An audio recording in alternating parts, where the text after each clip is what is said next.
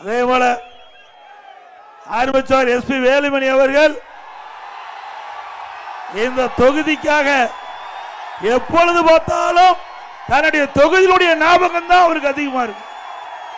என்னை சந்திக்கின்ற பொழுதெல்லாம் இந்த தொகுதி மக்களுக்கு என்ன தேவை என்பதை பேசிவிட்டு தான் வேற பேச்சு பேசுவார். நான் அடிக்கடி பேசுவேன், ஏப்பா தமிழகத்தில் 234 தொகுதி இருக்குது, எல்லாத்துக்கும் நீங்க தானே அமைச்சருமே, இருந்தாலும் இந்த அமைச்சர் பதவி கொடுத்து தொண்டாமுத்தூர் சட்டமன்ற மக்கள் அந்த மக்களுக்கு எனக்கு இந்த வாய்ப்பை கொடுத்த காரணத்தில்தான் நான் உங்கள் அருகிலே இருந்தேன். மாண்புமிகு புரட்சி தலைவி அம்மாவுடைய நன்மதிப்பை பெற்று எனக்கு ஒரு அமைச்சர் பதவியை கொடுத்து எங்களுடைய தொண்டாமுத்தூர் சட்டமன்ற தொகுதியில் பல்வேறு திட்டங்களை அனைத்து இந்திய அண்ணா திராவிட முன்னேற்ற கழக ஆட்சியிலே கொண்டு வர முடிந்தது என்ற கருத்தை சொல்லுவார். அப்படி நல்ல மனம் படைத்தவர், நல்ல குணம் படைத்தவர், அனைவரிடத்திலும் அன்பாக பழகக்கூடியவர், காரியத்திலே கண்ணாக இருப்பார்.